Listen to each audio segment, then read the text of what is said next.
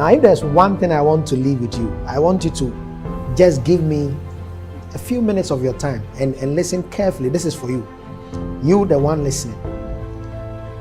Even in the Bible, if I'm referencing it, there is a quote about money being an answer, if not to all things, to many things.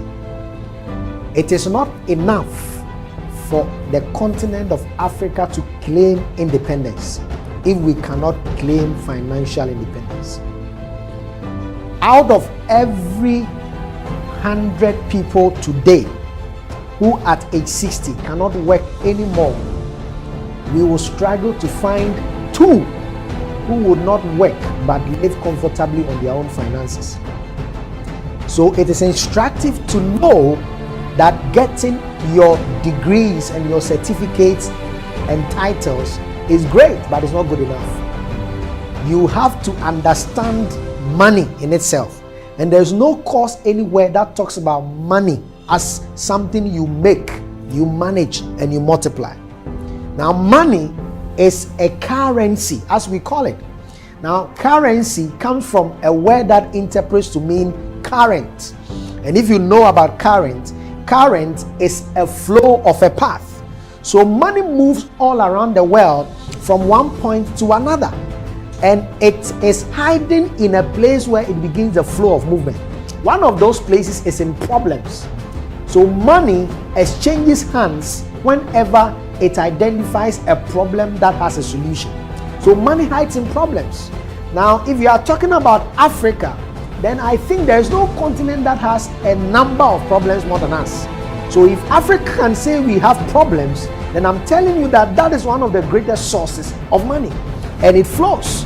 The next place you have to identify money is so I've talked about problem. The next one is products.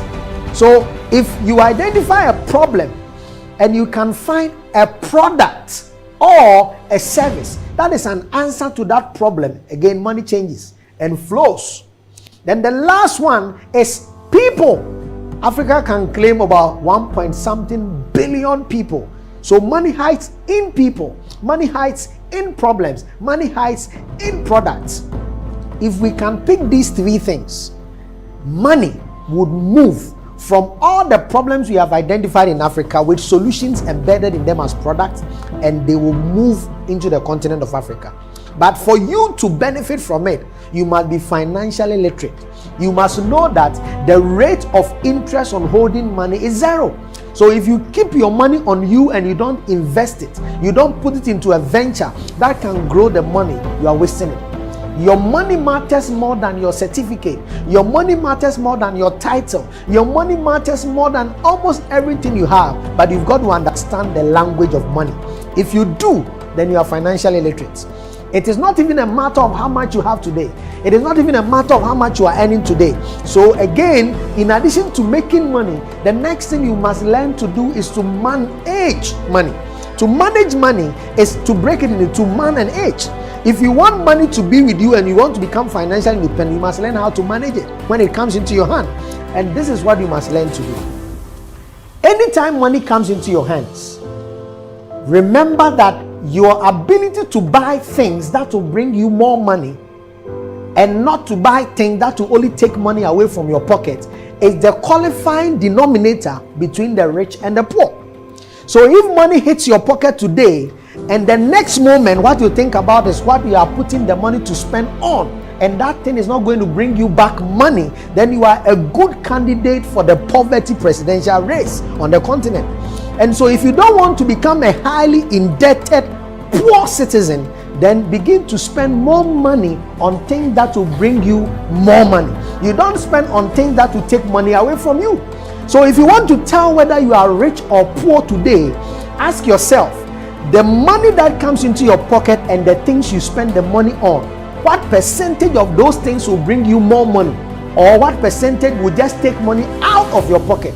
If the things you buy that take money out of your pocket are more than the things you buy that bring money to you, then you will never be rich. It doesn't matter the communion you take. It doesn't matter the prayer services you attend. It doesn't matter the tongues you speak. You are a great candidate for poverty. And remember, if you are poor, it doesn't matter how wise you are. Nobody will hear you.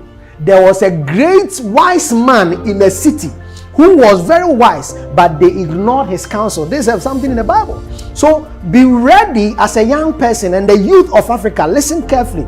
Be ready to spend your money on things that will bring you money. Spend on assets, don't spend on liabilities. The phone you bought, the shoe you bought, the bag you bought, the thing you just spend money on. My question is simple. Is it bringing you money, or it is taking money out of your pocket? If it is taking money out of your pocket, then welcome to the race of poverty. If it is bringing money into your pocket, then welcome to the race of financial abundance. So you manage money. The last part is the last M, and that talks about multiplying. Money will leave you on the path if you cannot multiply what you have. And to multiply money, you must understand the principle of investment. When you multiply money, you pick your money and let that money work for you whilst you sleep. So whilst you are working for money, your money also works for you, and you multiply money. And you can do that through business, you can do that through financial instruments, you can do that through many channels, so that at the end of the month, when you get your salary from whoever is employing you, your money would have gone to the bank and had also worked and would have given you some interest. If you don't do that in Africa, remember the rate of interest on holding your money is 0. It means that if you hold your money today and you don't let it work for you, the value on the money is eaten away by inflation and you miss out. So learn about money as a currency that flows to a part of people, products, and problems, and learn how to manage it. And finally, learn how to multiply it. And when you do, this is a teaser for financial literacy. You'll be amazed that by 2030, when we are counting the top 3, top 5, top 10 young people, old people, elderly people who have a mastery over financial wealth, you'll be one of them. And I'll be looking forward to seeing you. Thank you and have a nice time.